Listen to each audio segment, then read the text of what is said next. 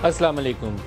तख्ते लाहौर, उसके ऊपर बैठेगा कौन? परवेज़ इलाही की कुर्सी बरकरार रहेगी या उनको गिरा के कोई और उम्मीदवार सामने आएगा? ये बहुत सारे सवालात अभी हल तलब हैं और लगता नहीं है कि जल्दी इनका कोई तस्फिया भी होने वाला है। कल लगता था कि पीडीएम की जमातें इस बात के ऊपर तैयार हैं कि डी नोटिफाई कर दें परवेज़ इलाही को, क्योंकि उन्होंने अदम एतमाद का वोट नहीं दिया। लेकिन अब 24 घंटे गुजरने के बाद लगता यह है कि वो गूम गू वाली कैफियत बरकरार है, कशमकश बरकरार है। पाकिस्तान तहरीक-ए-इंसाफ एक तरफ बड़कें लगा रही है और साथ ये बता रही है कि उनके पास नंबर्स पूरे नहीं हैं। पीडीएम कह रही है कि परवेज़ इलाही अब रह नहीं सकते, लेकिन उसके बावजूद परवेज़ इलाही अभी मौजूद भी हैं। तो इसका असल जवाब है क्या और नतीजा क्या निकलेगा, ये आज के प्रोग्राम में अपने मेहमानों से पूछेंगे। हमारे साथ जो आज के प्रोग्राम में मेहमान शख्सियात हैं, नदीम अज़हर सीनियर रहनुमा पाकिस्तान पीपल्स पार्टी के, और हनीफ अब्बासी साहब हैं सीनियर रहनुमा पाकिस्तान मुस्लिम लीग नवाज से। दोनों को खुशामदीद कहता हूँ प्रोग्राम में। इसके अलावा आबिद ज़ुबैरी साहब सदर सुप्रीम कोर्ट बार एसोसिएशन, वो भी आज के प्रोग्राम में हमारे साथ हैं। ज़ुबैरी साहब, आपको भी वेलकम करता हूँ। चंद साहब, आपसे पूछते हैं जी पहले, आज क्या बनने वाला है? परवेज़ इलाही साहब ही रहेंगे वज़ीर आला या कोई और आएगा? देखिए जी, अगर तो देखा जाए साबका हिस्ट्री पंजाब की, और थोड़ा बहुत मैं चौधरी साहबान को जानता हूँ, मेहरबान है आपने, तो मेरे ख्याल में तो वो चीफ मिनिस्टर रहेंगे। परवेज़ इलाही रहेंगे? परवेज़ इलाही रहेंगे। हो सकता है आप वोट डाल दें उन्हें, हो सकता है वो पूरे हाउस के चीफ मिनिस्टर बन जाए, मुश्तरका तौर पर सबकी माहिती हासिल हो जाए, सबको बन जाए। और दूसरा, मेरे ख्याल में वो किसी हद तक कायल भी कर लेंगे इमरान खान साहब को कि असम्बलियाँ डिज़ाल्व करना ना जमहूरियत की खिदमत है ना पंजाब की खिदमत है, और अल्टीमेटली मेरे ख्याल में वो कायल हो जाएंगे। क्योंकि मैं बहुत सारे मेम्बरान को मिला हूँ, मेम्बरान की भी राय मेजॉरिटी की, खान साहब के सामने उन्होंने अपनी राय दी है, तो मेजॉरिटी की राय ये थी कि असम्बलियाँ डिज़ाल्व नहीं करनी चाहिए। तीसरा, नदीम मलिक साहब, पार्लिमानी निज़ाम के साथ बहुत बड़ी डिसऑनेस्टी होगी अगर सिर्फ सूबाई असम्बली के इलेक्शन हो। असम्बलियाँ डिज़ाल्व करें आप, इलेक्शन हो जाए, सूबाई असम्बली को इलेक्शन हो जाते हैं, जिसकी भी मेजॉरिटी होगी सूबाई असम्बली में, वो कौमी असम्बली पे बहुत असरअंदाज होंगे। सर, आपकी जो पहला जुमला है आपका, वो बड़ा भारी भरकम है, उसको आसानी से अभी हजम नहीं मैं कर सका। तो वो ये तो लगता है फिर कोई नूरा कुश्ती हो रही है, कोई आपस में मिले हुए हैं और ऊपर से हम लोग उनको गुमराह किया हुआ है। 3 दिन देखिए, मेरे ख्याल में तो जी कोई इस तरह जो इस वक्त जो आवाम के साथ ज्यादती हो रही है पंजाब में, जो इस वक्त जो हालात चल रहे हैं, वो तो 4 साल से हो रही है। ये ज़्यादा नहीं चलना चाहिए और ये गलत बात है। और मैं अल्टीमेटली जो मुल्क के हालात होते जा रहे हैं 2-3 सालों में, जो जिस आहिस्ता आहिस्ता हम जिस तरफ जा रहे हैं, तो आखिर कोई ना कोई तो इस मुल्क का वाली वारस है ना हम, तो फिर इसका कोई हल निकलेगा। पॉलिटिकल लोगों को मैं तो अक्सर कहता हूँ, मेरे अपने लोगों को भी कहीं कोई नागवार गुजरती है बात, कि पॉलिटिकल लोग अगर लड़ाई शिद्दत इख्तियार करेगी तो उसका फ़ायदा तारीख में, पाकिस्तान की तारीख में किसने उठाया? लेकिन परवेज़ इलाही जाके इमरान खान को कह के आए थे कि अभी असम्बलियाँ नहीं टूटनी चाहिए। फिर उन्होंने टीवी पे इंटरव्यू दे के उस बात के ऊपर मोहर लगा दी कि अभी उनकी भी ख्वाहिश यही है कि असम्बलियाँ चलें, लेकिन इमरान खान इसके बावजूद बज़िद हैं कि नहीं, असम्बलियाँ तोड़नी है। तो आप कहते हैं लेकिन मेरे ख्याल में इमरान खान साहब पिछले 4 सालों में बहुत सारे मामलों में बाजिद रहे हैं, लेकिन वो मामले फिर रिवर्स ही हुए हैं। फ़ायज़ ईसा भी बाजिद थे, वो क्या बना? रिवर्स उस वक्त हुए जब उनके हाथ से निकल चुका था सर। तो मेरे ख्याल में ये पंजाब वाला मामला भी उनके हाथ से निकल चुका। हनीफ अब्बासी साहब, आपकी जमात है वहाँ तगड़ी पार्टी जम के खड़ी, और अगर परवेज़ इलाही कोई वज़ीर आला बरकरार रहना तो फिर आप उनको कबूल करेंगे तो वो रहेंगे? देखिए नदीम, अपना सियासत के अंदर ना किसी चीज़ की गारंटी नहीं दी जा सकती कि ये नहीं हो सकता, वो नहीं हो सकता, लेकिन बात अगर इमरान खान की कर ले तो वो ज़्यादा बेहतर होगा। पहले तो ज़ात-ए-अल्लाह को सॉर्ट आउट मैं करता हूँ सर, वो सॉर्ट आउट हो जाएगी। मैं ज़रा पहले बता दूँ कि पस मंज़र तो बता दूँ कि ये सूरत हाल बनती कैसी है और लोगों को बेवकूफ़ कैसे बनाया जाता है। इसी जगह के ऊपर बैठ के आप थे या आपके कोई और कोलीग थे, जब ये असम्बलियों का इसने ऐलान किया पिंडी में, तो मैंने कहा कि दिल्ली दूरस्त, रिकॉर्डिंग निकाल के देख ले, और मैंने कहा कि इमरान खान की बात पे इसी तरह यकीन करना है कि अभी आप अंधेरे में कहेंगे सुबह है। यानी ऐसे शख्स के ऊपर जो इफ्तिखार चौधरी जो था वो उसको बहुत प्यारा था, लेकिन बाद में इफ्तिखार चौधरी बहुत बुरा हो गया। उसके लिए अलीम खान, जहांगीर तरीन पैसा जहाज भर भर के लाते थे, तो बहुत अच्छे थे। जब उनसे दूरी हुई तो वो बहुत बुरे हो गए और आज वो कब्ज़ा ग्रुप भी हो गए। किसी एक शख्स का उठा के नाम ले दें जिसने इस पे एहसान किया हो, माजिद खान से लेके और आज की हिस्ट्री, लंबी बातें हो जाएंगी, और ये उसने उस शख्स को साथ लेके चला हो। जब इसने असम्बली तोड़ने की बात की तो असम्बली तोड़ने का ऐलान आज हुआ है, तो सुबह दोनों वज़राए आला को असम्बली तहलील कर देनी चाहिए थी। जब उसने 7 दिन दिए, 6 दिन दिए, तो इसका मतलब यह है कि वो बारगेनिंग पोजीशन पे खड़ा रहना चाहता था। और उसके बाद परवेज़ इलाही साहब ने जो कुछ उसके साथ कर दिया है, ऐसी सियासत में तो मैं कहता हूँ इमरान खान साहब को चाहिए 10,000 मरतबा सोचें कि एक शख्स जो उसका इत्तेहादी भी है और बाहर निकल के जैसे उसने जो इंटरव्यू दिया है, उसके बाद इतनी मजबूरी में जब उसने साथ रखा तो परवेज़ इलाही 1, इमरान खान 100, एक परवेज़ इलाही बनता है। सर परवेज़ इलाही का वो जो इंटरव्यू था वो शटअप कॉल थी तहरीक, वो शटअप कॉल थी, आइंदा से किसी ने खबरदार बोला तो यस ठीक है सर, वो शटअप कॉल थी। मैं जो गुजारिश जो मैं तमहीद बांध के बात करना चाहता हूँ भाईजान, वो ये था कि परवेज़ इलाही को पता है कि मैं इसके बाद वज़ीर आला, पीटीआई मुझे नहीं बनाने लगी। वज़ीर आला तो दूर की बात है, हो सकता है कि उसको वज़ीर भी ना बनाए, इत्तेहाद भी ना करें उसके साथ। ये उसको अच्छी तरह इल्म है इमरान खान की जो पुरानी उनकी रविश है उसकी बुनियाद के ऊपर, तो इसलिए वो खेल खेल रहा है और इस बुनियाद के ऊपर उसका कुछ नहीं जाना, शायद हमारा भी कुछ ना जाए। लेकिन अभी जो नदीम अफजल चंद ने बात की है, ये मुमलकत खुदादाद पाकिस्तान के ऊपर इमरान खान साहब जब से हुकूमत से निकले हैं उन्होंने एक ही कोशिश की है कि अगर मैं नहीं तो फिर कुछ भी नहीं। मैं मुंह पे लफ्ज़ नहीं लाना चाहता पाकिस्तान के हवाले से, उसकी यहाँ तक सोच है कि वो पंजाबी में जब हम कहते थे ना खेडांगे ना खेडन देंगे, वो तो एक कोई इतना बड़ा इशू नहीं था। ये मुल्क है, मुल्क के साथ खेलना ना खेलने देना ये बहुत बड़ा जुर्म है। सर फिर परवेज़ इलाही रहेंगे? असल सवाल मैं इस पर कोई राय नहीं दे सकता, लेकिन आगे पहले अगर हमने इसको एक्सेप्ट कर लिया था, अगर आपको याद हो जब वो भाग गए थे हमारे तो दुआशा करके भाग गए थे, अगर उस वक्त हमने उनको एक्सेप्ट कर लिया तो हो सकता है उस वक्त एक फोन कॉल ने रोल अदा किया था, तो दोबारा भी कोई फोन कॉल रोल अदा कर सकते हैं। चौधरी शुजात साहब ऑलरेडी बैठे हुए हैं हुकूमत में, चौधरी शुजात की और परवेज़ इलाही की सुलह ही होनी है ना, अल्टीमेटली सुलह होनी है। वही मैंने आपस में बड़ी पक्की बूढ़ी रिश्तेदारी। भाईजान अगर हमने पहले एक्सेप्ट कर लिया, एक ही घर में रहते हैं, कौन से 2 घरों में रहते हैं। अच्छा तो आपको स्टेटमेंट सुनाता हूँ, 2 बड़े मजे के स्टेटमेंट है। परवेज़ इलाही साहब ने वार्न किया था चंद दिन पहले कि अगर किसी ने कमर जावेद बाजवा का आइंदा से नाम लिया तो मैं खबरदार कर रहा हूँ। बड़े सख्त अल्फाज उन्होंने इस्तेमाल किए थे। इमरान खान ने उसके बाद एक दफ़ा लफ्ज़ इस्तेमाल किया, वेरी नेक्स्ट डे उन्होंने कहा कि ये जो सारी तबाही है इसका ज़िम्मेदार जनरल रिटायर्ड कमर जावेद बाजवा है।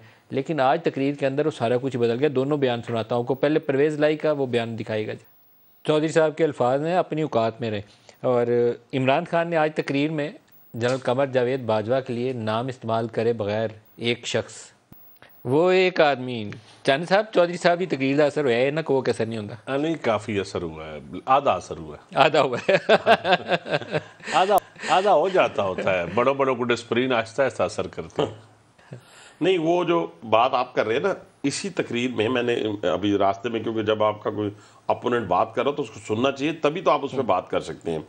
यानी वो अभी आगे जाके फिर उन्होंने बाजवा साहब का नाम भी लिया है। अच्छा हाँ, उसमें उन्होंने कहा कि देखे उन्होंने क्या किया था आजम स्वाति ने, देखे ना जी वो उसने फलां बाजवा साहब के खिलाफ ये ट्वीट किया था, इसलिए मैं नाम लेता खुल के एनआरओ देने के ऊपर। लेकिन अब यही बाजवा साहब है जिनके बारे में वो तारीफें करते थकता नहीं था। यानी उसको सिर्फ पाकिस्तान का इक़्तिदार चाहिए, हर सूरत में चाहिए। और उसको इक़्तिदार कैसे मिला था 2018 में, नदीम साहब आप जानते हैं, सारी दुनिया जानती है। और अब भी आज तकरीर में बार बार इदारों को पुकार रहा था, बार बार मदद मांग रहा था। भाई खुदा के बंदे, तू अगर कहता है तो पाकिस्तान में कोई आइन मौजूद है ना, कोई कानून मौजूद है, कोई रूल्स हैं। और मदद वाला भी दिखाएं जी पहले, फिर जुबैरी साहब से पूछे मदद वाला भी दिखाएं। जुबैरी साहब, लीगल और आइनी पोजीशन अगर आपसे मैं उसके ऊपर चाहूँ दरख्वास्त करूँ कि थोड़ी रोशनी डाल दें। गवर्नर को क्या इख्तियार हासिल है कि वो वोट ऑफ कॉन्फिडेंस का कह सकें परवेज़ इलाही को, जबकि एक सेशन चल रहा है? क्योंकि 130 सब क्लॉज 7 उसमें लगता तो है कि उनको इख्तियार हासिल है, कोई कदगन नहीं उसमें एटलीस्ट नज़र आती। बिस्मिल्लाहिर्रहमानिर्रहीम, बहुत शुक्रिया। देखिए कदगन उसमें यह है कि उनके रूल्स ऑफ, देखिए वो उससे कह सकते हैं कि वोट ऑफ कॉन्फ्रेंस ले, लेकिन उसकी एक कंडीशन है उसके अंदर आर्टिकल 130 सब क्लॉज 7 में कि वो अनलेस वो उस वक्त तक वो उससे नहीं कहेंगे जब तक वो सेटिस्फाई नहीं हो जाते कि he has lost the confidence of majority of the members. यही कंडीशन है उसके अंदर। और वो कोर्ट्स ने उसको इंटरप्रेट किया कि सेटिस्फेक्शन जो होता है वो ये आम ओपिनियन ये नहीं होता, उनके पास इंफॉर्मेशन हो सकती है और वो बाद में कोर्ट्स अगर मामला अदालत में जाएगा वो उसको साबित करना होगा कि जी मेरे पास ऐसी इंफॉर्मेशन थी कि वो करे। तो it is not just an exercise कि वो आज उठे और उन्होंने कहा कि जी 24 घंटे में आप बुला के इस पे वो ले लें।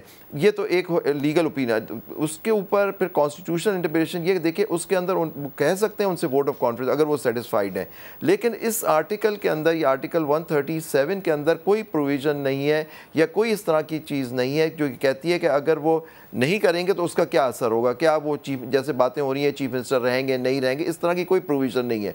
इसके बरक्स वो आर्टिकल 136 में जो नो कॉन्फिडेंस होती है, वो रेजोल्यूशन अगर पास हो जाती है तो उसी के अंदर आर्टिकल 136 में प्रोवाइडेड है सब क्लॉज 3 में कि the chief minister will cease to hold office of the chief minister. तो वहाँ एक प्रोविज़न कॉन्स्टिट्यूशन के अंदर दिया हुआ है। दूसरी बात है, यहाँ इनके रूल्स ऑफ असेंबली भी हैं, और रूल्स ऑफ असेंबली कहते हैं, रूल 22 डील करता है वोट ऑफ कॉन्फिडेंस के उससे। वो कहते हैं कि, और सेशन भी डिफाइंड है इन्हीं रूल्स में, और सेशन कहता है कि जी सेशन होता है जब वो गवर्नर साहब कॉल करते हैं और जब उसे प्रोवोक करेंगे, वो एक सेशन है। मेरा हम्बल ओपिनियन ये है कि अभी परवेज़ इलाही साहब ने उस पर लेने से मना ही नहीं किया, क्योंकि अभी एक ये इशू है, मेरी ओपिनियन है कि जी वो एक सेशन वो इसको प्रोवोक होना चाहिए, फिर उसके लिए एक सेशन गवर्नर, क्योंकि पावर तो गवर्नर साहब के पास है, on the advice of chief minister article 109 इसकी वजाहत करता है कि बुला भी सकते हैं और प्रोवोक भी कर सकते हैं। तो वो इसको बुलाएं दोबारा सेशन, उनसे कहें वोट ऑफ कॉन्फिडेंस लें, लेकिन इस सेशन के होते हुए जब तक ये प्रोवोक नहीं होता, मेरा ये ओपिनियन है कि वो दूसरा सेशन वो नहीं हो सकता इसके जिसके अंदर, लेकिन वोट ऑफ कॉन्फिडेंस जो नो कॉन्फिडेंस आ गई है वो 3 और 7 दिन के अंदर उस पर रायशुमारी हो सकती है। जी सर, पहले मैं 130(7) के नीचे आपसे पूछना दोबारा चाहूँगा, 130(7) के नीचे कहीं ये बाइंडिंग एटलीस्ट कंडीशन के तौर पर या किसी सब क्लॉज के अंदर ये नज़र नहीं आता कि वो नया सेशन कॉल करेंगे जी, क्योंकि एक सेशन अगर चल रहा है तो वो उन्हें कह सकते हैं कि आप वोट ऑफ कॉन्फिडेंस लें, ना लेने के ऊपर एटलीस्ट कोई रिस्ट्रिक्शन भी नहीं है, कोई कदगन नहीं है, किसी भी जगह पर डिफाइंड नहीं है। दूसरा हिस्सा जो आप कह रहे हैं कि he would cease to hold office, ये वहाँ एक्सप्लेन नहीं है, जिसकी मैं वजाहत आपसे चाहता हूँ कि अगर वो वोट ऑफ कॉन्फिडेंस नहीं जीत पाते तो उसकी इम्प्लीकेशन तो यही होगी कि वो चीफ मिनिस्टर नहीं रहेंगे, लेकिन अगर वो लेते ही नहीं है तो फिर उसकी इम्प्लीकेशन क्या है? जी, उसकी देखिए, मैं आपसे कह रहा हूँ कि इसलिए वो उनको, ये आप जो बात कर रहे हैं कि उसमें कहीं नहीं लिखा कि सेशन वो होगा, लेकिन उनको स्पेशल सेशन बुलाना पड़ेगा उनके वोट ऑफ कॉन्फिडेंस के लिए। मैं ये कह रहा हूँ कि जी जब गवर्नर फील करता है कि गवर्नर के आते ही उनके होता है, सेटिस्फाई होते हैं कि जी ये चीफ मिनिस्टर अपनी अक्सरियत खो चुका है, हिमायत खो चुका है अक्सरियत की इन दी असेंबली, वो उसके लिए कहेंगे कि एक सेशन बुलाओ और उसमें ये वोट ऑफ कॉन्फिडेंस आप लीजिए।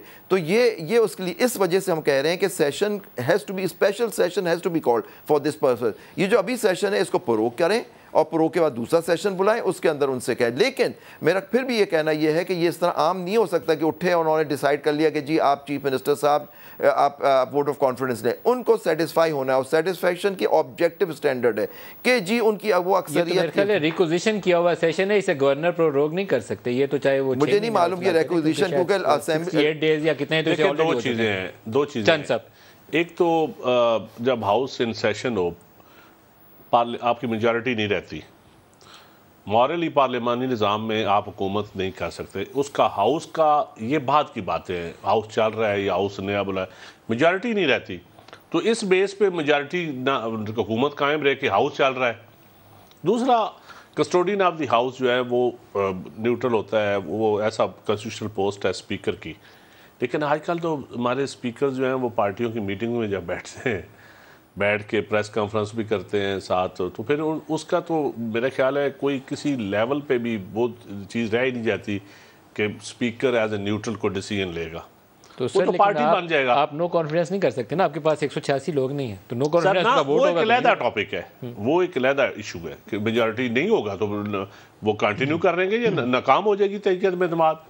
लेकिन अगर गवर्नर ने कहा है तो मेरे ख्याल में तो उनको लेना पड़ेगा कॉन्फिडेंस का वोट। आप क्या अब ये वकील साहब एक लॉयर अच्छा बता सकते हैं कि अब नो कॉन्फिडेंस और स्पीकर का कहना, अब इन दोनों को क्लब करेंगे या अलग-अलग इनको लेंगे, लेकिन असल चीज़ ये है कि साबित करना पड़ेगा कि मेजॉरिटी उनके पास है या नहीं। आप बताइए। देखिए जी, इमरान खान साहब ना घबरा गए हैं अपने अरकान के रवैये से, और लोगों ने खुल के उन तक जो बातें पहुँची हैं वो ये है कि कोई शख्स भी जो है, कोई 8-10 मैं नहीं कहता वो एक किस्म के जैला टाइप हर जगह पे मौजूद होते हैं, तो वो शायद कहते हो कि ठीक है जी खान साहब हम जिएंगे मरेंगे आपके साथ। बाकी जो मैच्योर पॉलिटिशियन है और जिसने हल्के में सियासत करनी है और जो सियासत का अलम उठा के हमेशा गलियों मोहल्लों में निकलते हैं, उन सब ने कहा है कि ये तरीक़ाकार ठीक नहीं है और असम्बलियाँ तहलील नहीं करनी चाहिए, और मुँह पे भी कहा है। और ख़ुद उन्होंने कहा है इमरान खान साहब ने कि लोग जो है इस पर राज़ी नहीं हैं। अब उन्हें सेफ पैसेज किसी न किसी हवाले से चाहिए था। अब स्पीकर की आज की स्टेटमेंट देख लें कि तहलील वाला मामला तो गया ना मुक, मतलब कल जुम्मे तो कल तो वो तहलील नहीं कर सकेंगे, और जब पंजाब असम्बली तहलील नहीं कर सकेंगे, शर्त उन्होंने पहले रखी हुई थी साथ कि जी KPK की असम्बली भी नहीं करेंगे। ये एक हिजान पैदा करके ना पाकिस्तान को ब्लीड करना चाहता है ये शख्स। इसकी पूरी की पूरी टीम, और सोच ये है कि इसकी टीम के देखे ना, एक बंदा है अगर अपनी ज़ात के हवाले से कोई ऐसी बातें करेगा तो कोई मसला नहीं, उसकी ज़ात तक महदूद होगी। लेकिन जब एक फॉर्मर प्राइम मिनिस्टर बैठ के कहेगा कि पाकिस्तान डिफ़ॉल्ट की तरफ जा रहा है, पाकिस्तान के रिजर्व ख़त्म हो रहे हैं, तो भाईजान जो 10 रुपये लेके वहाँ से चल रहा है या इन्वेस्टमेंट का सोच रहा है, वो तो उसी वक्त उसको ठप कर देगा। आपका इंटीरियर मिनिस्टर, आपका साबका फाइनेंस मिनिस्टर जब ये बातें कर रहा होगा, तो ये बातें ऐसे नहीं कर रहे हैं, ये एक पूरी साजिश के तहत, एक प्लानिंग के तहत पाकिस्तान के साथ खेल रहे हैं। मेरा तो इसके ऊपर ईमान है। मैं कोई बच्चों वाली खेलों वाली ये इमरान खान की तकरीर या अब आज तकरीर सुन लें, इस तकरीर में क्या था जो इस मुल्क के लिए था, इस कौम के लिए था? भाई कुछ तो रेड लाइंस होनी चाहिए इस मुल्क के लिए, पाकिस्तान के लिए, कि इसको ना मैंने नून वाले ने क्रॉस करना है, ना पीपल्स पार्टी वाले ने क्रॉस करना है, ना PTI वाले ने क्रॉस करना है, और फिर जाके ये मुल्क संभलेगा। अगर आप नहीं संभाल सकते, नहीं कर सकते, आपके तो आगे पीछे कोई नहीं है, आपने तो अब फारग बैठे हैं, आपका तो इशू कोई नहीं है। भाईजान हम जो यहाँ बैठे हैं या वहाँ बैठे हैं, हमारी तो नस्लें हैं भाईजान, उन नस्लों ने इस पाकिस्तान में रहना है। वो अगर ब्लीड कर गया तो हम कहाँ जाएंगे? हमारे पास तो शहरियत भी नहीं है कि हम यहाँ से कूच करके कहीं और चले जाएंगे। तो इस इशू के ऊपर भाईजान इसको इस तरीके से लेना चाहिए, और हुकूमत को भी चाहिए कि इसको इस तरीके से टफ टाइम दे। अभी मैं आपको 3-4 मैं एक अपने कोलीग के साथ था किसी जगह के ऊपर थोड़ी देर पहले, 3-4 बड़े केसेस, ये तोशा खाना वाला भी है, फॉरेन फंडिंग वाला भी है, बाकी चीज़ें हैं, लेकिन जैसे अद्वियात वाला था, जैसे चीनी वाला, गंदम वाला, ये एक छोटा सा बीपर आपकी जा से करूँ। कामिल अली आगा साहब हमारे साथ आगा साहब, आपका बहुत शुक्रिया, आप हमारे साथ शामिल हो रहे हैं। चौधरी साहब ने आज आपकी रुकनियत ख़त्म कर दी और सेनेटरशिप भी आपकी ख़त्म कर रहे हैं, तो ये क्या हुआ? देखें, जो शख्स खुद अपना पार्टी से फारिग हो चुका हो और CWC ने फैसला दिया हो, वो दूसरे को कैसे फारिग कर सकता है? और मेरी सेनेटरशिप जो है, मैंने कोई फ्लोर क्रॉसिंग की है जो मुझे अपना वहाँ से डिसीट कर देंगे? ये इस मुल्क में कानून है, इस मुल्क में कोई बादशाही तो नहीं चलती ना। चौधरी शुजात पार्टी के सरबराह हैं, आपकी रुकनियत तो खत्म कर सकते हैं, और रुकनियत नहीं रहेगी तो सेनेटरशिप भी नहीं रहेगी। वो अगर सदर हो और तारक बशीर चीमा जनरल सेक्रेटरी हो तब कर सकते हैं ना। और इसका तो स्टे हुआ है अपना, ये खुद गए थे इलेक्शन कमीशन में, तो इलेक्शन कमीशन ने स्टे दिया हुआ है। ये तो कंटेम्प्ट ऑफ कोर्ट कर रहे हैं ये तारक बशीर चीमा साहब। सर आपकी रुकनियत मुअत्तल की क्यों उन्होंने? नहीं, मेरी कर ही नहीं सकते। की क्यों? वजह क्या हुई? नहीं, कर ही नहीं सकते कि मैं कैसे मान लूं कि मेरी रुकनियत? चलें, जो अनाउंसमेंट की वो क्यों की? उसके पीछे मुहरकात क्या है? वो जाहिर है, वो अपना तारक बशीर चीमा जो है वो अपने मकासद हासिल करने के लिए और अपने मुआदे पुख्ता करने के लिए इस वक्त, जबकि पंजाब के अंदर एक क्राइसिस बनाने की कोशिश की जा रही है, तो वो अपना हिस्सा डाल रहा है जरदारी साहब की तरफ से। और क्या पहले भी सर इस बात का इम्कान नहीं है कि काफी के 6 अरकान चौधरी शुजात की तरफ चले जाए? नून लीग के साथ इसने ये वादा लिया हुआ है, नून लीग से और पीपल पार्टी से कि मेरे खिलाफ आप कैंडिडेट नहीं देंगे, मैं काफ लीग को जो है तितर बितर कर दूंगा और दोनों भाइयों में इख्तिलाफात डाल दूंगा। ये इख्तिलाफात डालने की शर्त के ऊपर इसने वादा लिया हुआ है कि मेरे खिलाफ आप कैंडिडेट खड़े नहीं। सर आपने ये जो तितर बितर का लफ्ज अभी इस्तेमाल किया कामिल अली, ये है कि 6 अरकान चौधरी शुजात की तरफ चले जाएंगे? कतई तौर पे नहीं जी, सवाल ही नहीं पैदा होता। कल पार्लियामानी पार्टी की मीटिंग थी, तमाम मेंबरान मौजूद थे और उन्होंने चौधरी परवेज लाई को एतमाद दिया कि तमाम फैसले आप करने के कि हम जो है वो आपको इजाज़त देते हैं। और हम आपके साथ हैं और इमरान खान को आप के हुक्म के मुताबिक हम सपोर्ट करते रहेंगे। कामिल अली आगा साहब, बहुत शुक्रिया, आप हमारे साथ रहे। हनीफ बासी साहब, ये बड़ा इंटरेस्ट है, चौधरी शुजात साहब ने इनकी रुकनियत ही ख़त्म कर दी और सेनेटरशिप भी ख़त्म कर रहे हैं। अब आप देखें ना, वो पार्टी प्रेसिडेंट है। अब पार्टी प्रेसिडेंट जो है वो अभी तक अगर किसी जगह इलेक्शन कमीशन चले जाए, किसी जगह चले जाए, तो चौधरी शुजात पार्टी प्रेसिडेंट है। तो लेकिन तो इससे एक नतीजा ये भी निकल सकता है कि पार्टी से लाहौर से अगर 10 उनके एमपीएज हैं तो वो चौधरी शुजात के नहीं, बड़ा अफसोस रखते हैं, लेकिन मेरा ख्याल है ये नौबत नहीं आएगी, ये नौबत नहीं, 10 के 10 ही आएंगे, वो सारे आ जाएंगे, कोई इतना बड़ा इशू नहीं है। लेकिन मैं ये कब्ल वक्त बात कर रहा हूँ। असल इशू देखें नदीम भाई, जो मैं आपसे गुजारिश ये करना चाहता हूँ, इस हिजान के अंदर मुल्क जो है वो इस गंभीर सूरत हाल से निकल नहीं सकता। इसके लिए ज़रूरी है कि इसको सब्र से काम ले, इलेक्शन वक्त पे होंगे, वरना होता क्या है, पॉपुलैरिटी जो है, मैंने पहले एक दफ़ा आप ही के प्रोग्राम में कहा था कि जब ये हुकूमत में थे 2018 के बाद, तो हम पॉपुलैरिटी के 20-21 में नून लीग अरूज पे थी, 16 में से 14 बाई इलेक्शन हमने जीते। तो हमने तो उसी वक्त डिमांड कर देनी चाहिए थी और कर भी रहे थे कि जी नए इलेक्शन होने चाहिए। इसी तरह है ना, तो जो बंदा जब पॉपुलर हो जाएगा उसी वक्त इलेक्शन कराना शुरू कर देंगे, तो फिर तो ये मुल्क चल पड़ा। ओए भाईजान, इस मुल्क का कोई आइन है, कोई कानून है ना, तो उसके मुताबिक चलना है। मैं तो कहता हूँ इमरजेंसी लगाएं, 1 साल इसको एक्सटेंड करें। टाइम वक्त पे होने चाहिए सर हंसने वाली बात इमरजेंसी नहीं लगती। लेकिन मैं जनरल बात कर रहा हूँ, अगर ये जो इकोनॉमिक सूरत हाल है जिसको हमने बेहतर करना है, अगर हमने भी बेहतर ना किया इस 6 महीनों के अंदर अंदर, तो हमें भी हिसाब देना है ना, हम फिर कितनी देर किसी पे डाल सकते हैं। तो आप कहते हैं 1 साल की इमरजेंसी लगा के कम से कम इकोनॉमिकली जो हमारी सूरत हाल है इसको हम एड्रेस करें। ब्रेक ले लेंगे हमारे साथ। Welcome back. नदीम अफजल चंद साहब, ये जो कुछ हम बातें सुन रहे हैं, मुझे लगता नहीं है कि पंजाब में कुछ सुकून होने वाला है। इसी तरह अबतरी रहनी है और अबतरी का नुकसान ही होना है पूरे पाकिस्तान को। आज अभी क्रेडिट रेटिंग एजेंसी है स्टैंडर्ड एंड पुअर, उसने पाकिस्तान की रेटिंग और नीचे कर दी है, रिजर्व्स की वजह से भी और ये सियासी अबतरी की वजह से।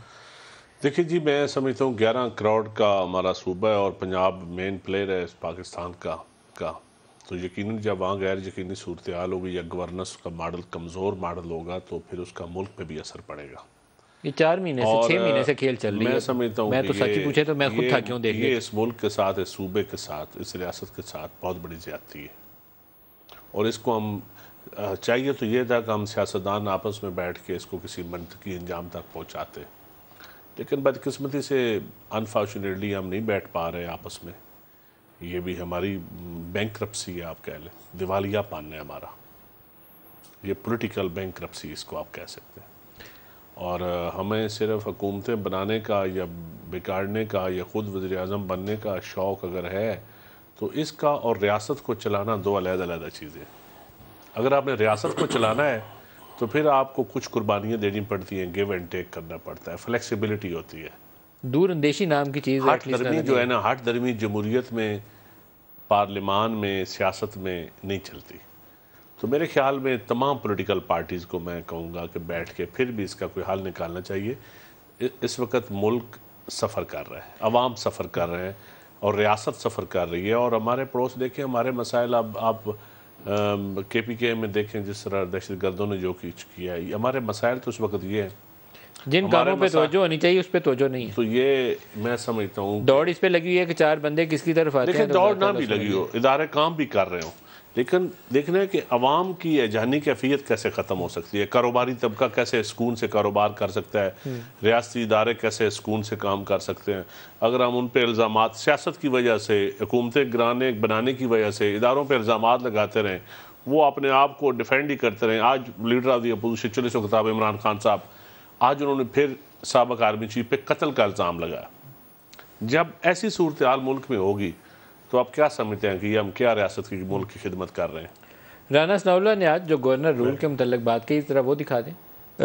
आबिद ज़ुबैरी साहब, ये जो अभी राना सनाउल्लाह साहब ने जिक्र किया, उन्होंने कहा कि फेडरल गवर्नमेंट जो है वो गवर्नर रूल के लिए कैबिनेट अप्रूवल ले सकती है या थ्रू रेजोल्यूशन पार्लियामेंट से एक मंजूरी ले सकती है और हम उसको गवर्नर राज लगा सकते हैं। कोई तरीक़ाकार की वजाहत कर दें, क्योंकि अब तरामीम के बाद काफ़ी एम्पावर्ड प्रोविंसेस हैं, क्या तरीकाकार होता है गवर्नर रूल लगाने के लिए? देखिए आर्टिकल 232 है, 233 और 234 जो राना साहब बात कर रहे थे, ये मोस्ट प्रॉब्ली रेफ़र कर रहे थे 234।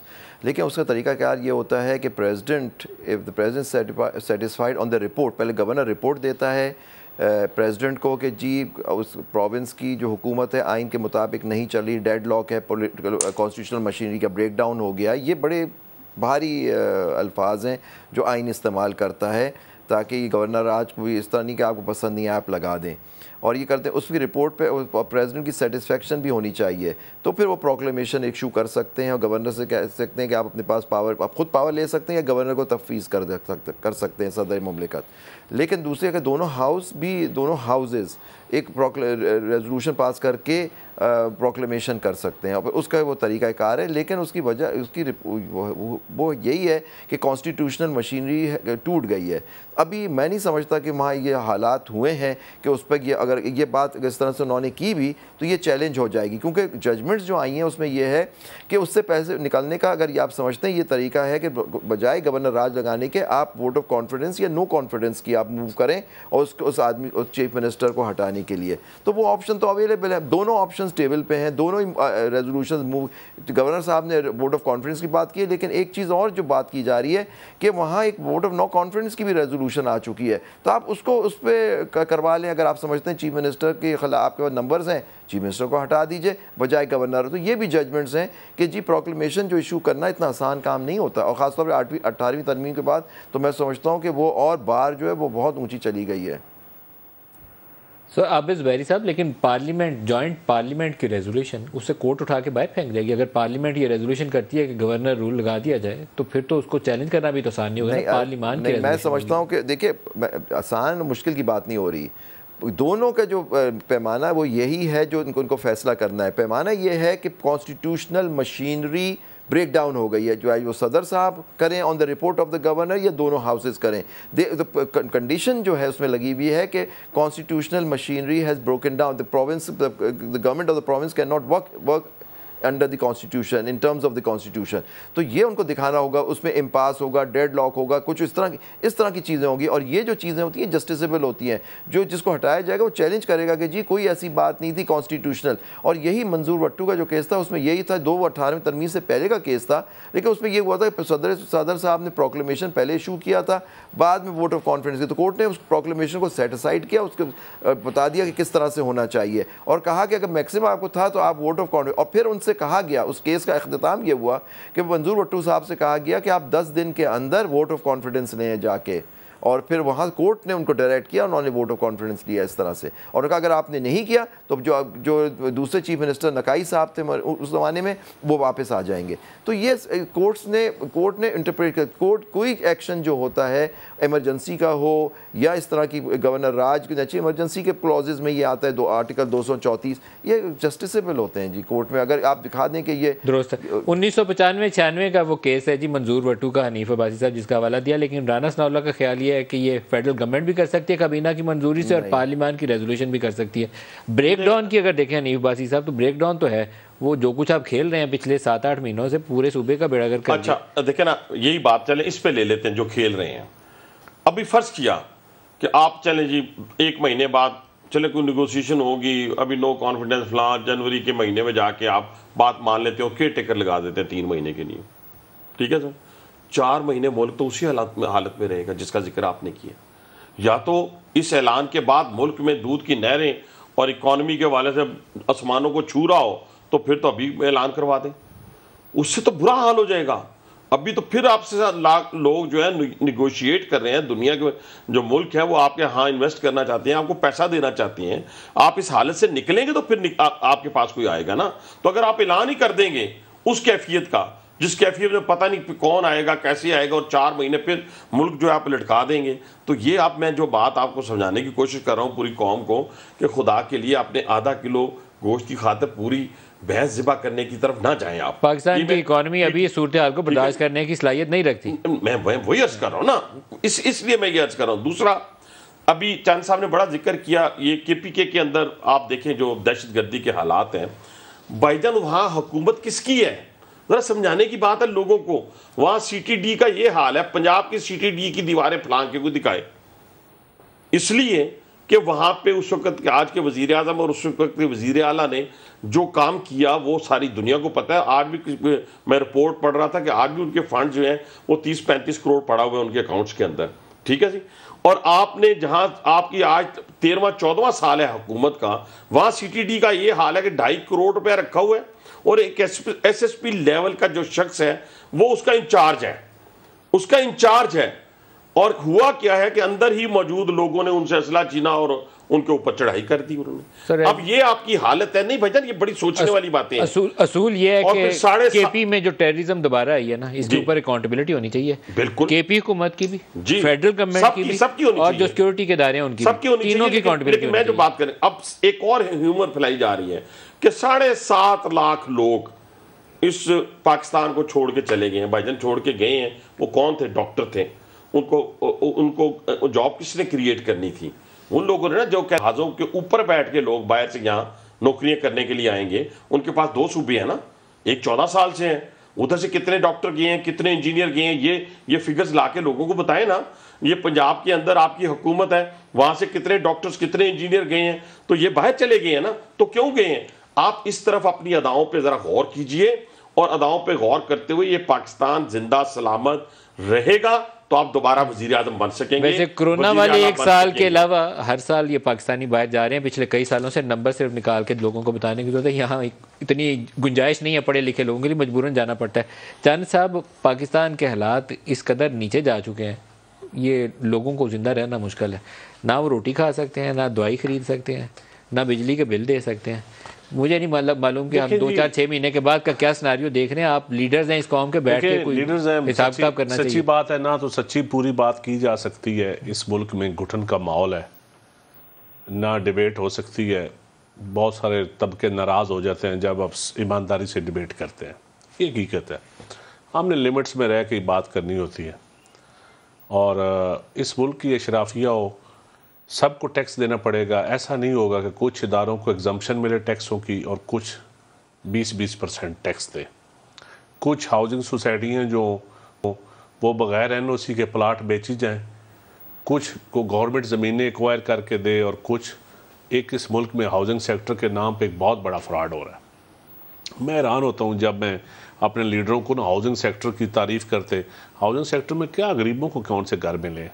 उनके लिए घर लेना मुश्किल हो गया। जिस तरह ये शुगर माफिया जो है, मैं अक्सर कहता हूँ, गन्ना हमारा कौमी फसल नहीं है, ये शुगर मिल का फसल है।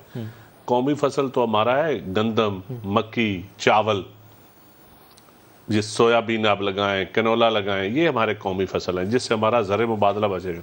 इस तरह हाउसिंग सेक्टर जो है ना, ये हमारा, ये नहीं है कि कोई हाउसिंग सेक्टर फ्लोरिश कर रहा है, कोई हमारे मकानात आम मिडिल क्लास या आम आदमी या कमज़ोर आदमी को घर बनाने की।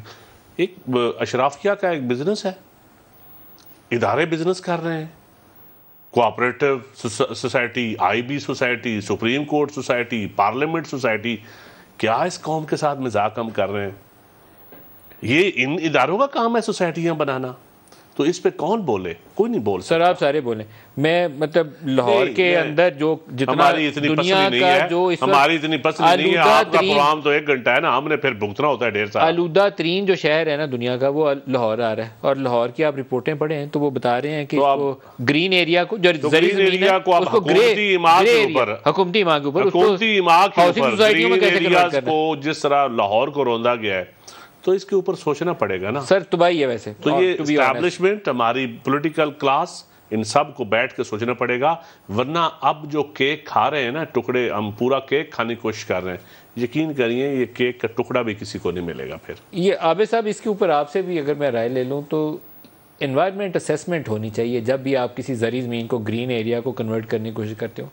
ये पाकिस्तान में शायद रिवाज नहीं है, जो दिल आता करी जाते हैं। ऐसी बात नहीं है। कोर्ट्स ने, हमारे सुप्रीम कोर्ट, हाई कोर्ट्स ने बहुत इस पे काम किया है और जजमेंट्स दी हैं, और बहुत सारे एरियाज़ को उन्होंने बचाया। ख़ासतौर पे कराची में तो बहुत काम हुआ इस पे, क्योंकि आप देखें पिछले ज़माने में बहुत ऐसी हुकूमतें आई जिस ज़माने में बहुत सारे पार्क्स को कन्वर्ट कर दिया गया, लेकिन कोर्ट ने इंटरवीन किया, सुप्रीम कोर्ट ने इंटरवीन किया, सू मोटो केसों में इंटरवीन किया, और कोर्ट्स ने दोनों, हर प्रोविंस में कोर्ट्स ने बड़ा काम किया एनवायरनमेंट का। सही बात है, कराची और लाहौर इस वक्त आलूदा तरीन शहरों में से हो सकता है, वहाँ रहना महाल है।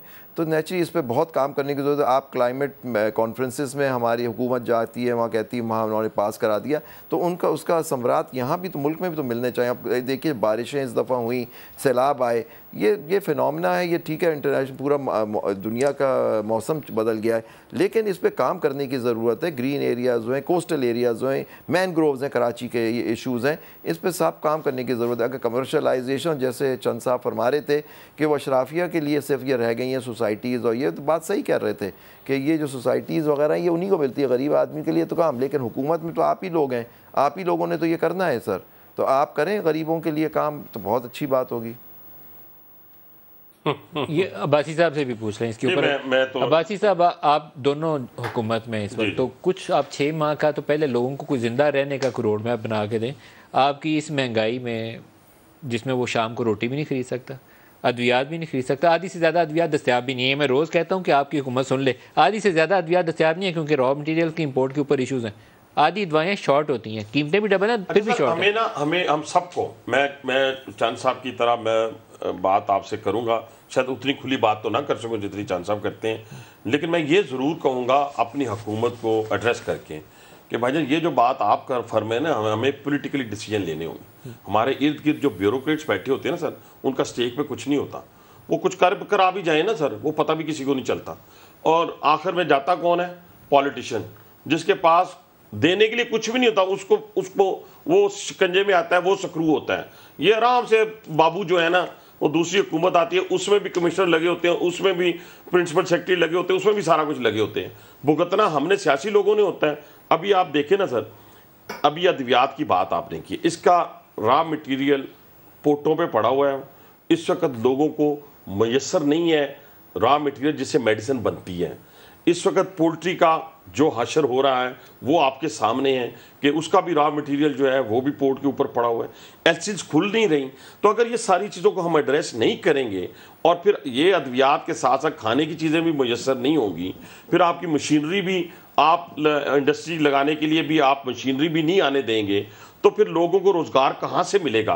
और ये बड़ी गंभीर सूरत हाल है। इसके अंदर मैंने आपके सामने रख दिया बात कि हमें निकल के पॉलिटिकल डिसीजन लेने होंगे। और ये आज बिजली का जो रेट है, आज इस वक्त इलेक्ट्रिसिटी का जो रेट है, गैस का जो रेट है, वो कैसे अफोर्ड करते होंगे? और ये बातें मैंने आज नहीं की, ये मैंने उस वक्त की जब मिफ्ता इस्माइल साहब भी थे, और उस वक्त मैंने भरपूर एक प्रेस कॉन्फ्रेंस करके बताया, लोगों के कारोबार ठप हो गए हैं। लोगों को कारोबार देखे ना, जैसे चांद साहब अपनी फील्ड में ज़राअत के अंदर, एग्रीकल्चर के अंदर इनका एक तजर्बा है इनका, इसी तरह मेरा भी दुकानदारी से लेके मैन्युफैक्चरिंग तक छोटा मोटा मैं कारोबार बड़ा कर सका नहीं कर सका, वो एक अलग इशू है। लेकिन इन लोगों के साथ हमारे ताल्लुकात हैं, इनके साथ हमारा उठना बैठना है। आज दुकानदार से लेके बड़ा मैन्युफैक्चरर जो है वो रो रहा है, इसलिए रो रहा है कि ना वो रोजगार दे सकता है, ना अपने लिए कमा सकता है। और जो उसके 5 लाख का बिल था इंडस्ट्री का, मैं फर्ज किया अपनी फैक्ट्री की बात कर लेता हूँ जो छोटी मोटी है, जो 5 लाख आता था उसका 9,90,000 आया। और एक फर्नेस है मेरे पास वहां पे, उसका 1.5 करोड़ आता था, 3 करोड़ 82 लाख बिल आए हैं। मुझे ये बताएं, या तो वो लोगों को निकाल देंगे, या लोगों को निकालने के बाद क्या करेंगे कि वो अपना क्या उसे कहते हैं, जो वहां पे मटेरियल पड़ा होगा, सारी चीजें पड़ी होंगी, वो बंद करके चले जाएंगे वहां से। सर जो चंद साहब 40-50 हज़ार वाला ना, वो तो जिंदा रहने का फार्मूला उसका नहीं भाई साहब, इसमें देखें हमारी पार्टियों की हुकूमत है, हम कहते हैं कि ये चीजें गलत हो रही है। मैं तो एडमिट करता हूं कि फेलियर है सिस्टम का मुकम्मल। मैं कहता हूं सिस्टम कोलैप्स है। कोई नाराज होता है तो हो जाए, सिस्टम कोलैप्स है। अभी जो काम चल रहा है ये सिर्फ अशराफिया का चल रहा है, अवाम का कोलैप्स है। और ये आज का कोलैप्स नहीं है, ये पिछले 4, 5, 6 सालों से कोलैप्स है। सिर्फ हम मगरमच्छ की तरह, वो कबूतर की तरह आंखें बंद करके अपने मरने का इंतज़ार कर रहे हैं। अब ये को कहे ना कि देखें आप, पानी के ऊपर आपकी जंग है, आपके पास पानी नहीं है साफ पीने का। खुराक सिक्योरिटी, फूड सिक्योरिटी क्या होती है इस वक्त? आपकी फूड सिक्योरिटी क्या है? आप एटम बम बनाई रखें अपने पास, फूड सिक्योरिटी नहीं है आपके पास इस वक्त। आप कौन डिबेट करेगा इसके ऊपर? कौन जिम्मेदार है? पीपल्स पार्टी के दौर में तो सरप्लस गंदम थी, और खरबों की गंदम, ट्रिलियंस की गंदम आप बाहर से मंगवा रहे हैं, सोयाबीन आप बाहर से मंगवा रहे हैं, तेल, गंदम। कुछ देखिए इसके ऊपर फैसले करने पड़ेंगे। अगर हमारी हुकूमतें नहीं फैसले कर सकती मुश्किल, तो छोड़ दें यार हुकूमत, अवाम से माफी मांग लें कि हम मुश्किल फैसले नहीं कर सकते। अब एक एस्को चंद डिस्कोस कंपनीज हैं, वो वहां बिल पे क्या बिल है, 100 रुपए की बिजली हम बेचते हैं, 50 रुपए इकट्ठे होता है। 4000 अरब से ऊपर चला गया है सर्कुलर डेट जो है एनर्जी सेक्टर और गैस और बिजली। और ये कौन जिम्मेदार है? जिम्मेदार का तयन करना पड़ेगा, वरना हम देखें सिर्फ अब्बासी साहब हम एक मसाइल की तरफ बात करते हैं। मैं तो अपनी हुकूमतों से, अपनी इशराफिया से कहता हूं कि अगर नहीं चला सकते तो प्लीज हाथ बांधे छोड़ दे, माफी मांग के वरना ये नहीं है। और मैं ये सही कह रहे हैं, मैं इस रोने धोने के मैं कहता हूँ ये वर्कर तो रो सकता है, आवाम तो रो सकता है। अगर मैं as a minister, as a cabinet member, as a मतलब बैठ के मैं भी रो भाई, अगर मैं कंट्रीब्यूट नहीं कर रहा सिस्टम के अंदर तो मुझे छोड़ देना चाहिए। हाँ। मैं मलिक साहब एक ही बात करूंगा कि यहाँ भी ये थोड़ा सा पीछे भी जाना चाहिए। और अकाउंटेबिलिटी तो खैर हमने क्या करनी है वो चांद साहब ने बता दी है, लेकिन 2017 को अगर मियां नवाज शरीफ की हुकूमत को ना गिराया जाता तो फिर ये मुल्क इस हालत में ना होता। ये मेरा ईमान किया। तो जो जिम्मेदार है फिर उनको कटेड़े में लाए। ना हम अकाउंटेबिलिटी कर सकते, ना हमारे इदारे अकाउंटेबिलिटी कर सकते हैं। रूल ऑफ लॉ है नहीं, जुडिशियल सिस्टम आपका कोलैप्स कर गया है। जुबैरी साहब बैठे हैं, मुझे बता दें जुडिशियल सिस्टम कोलैप्स कर गया कि नहीं कर गया? हनीफ अब्बासी साहब, नदीम अफजल चंद साहब और आबिद जुबैरी साहब, आप सबका बहुत शुक्रिया। आज के लिए इतना ही इजाज़त दीजिए। अल्लाह हाफ़िज़।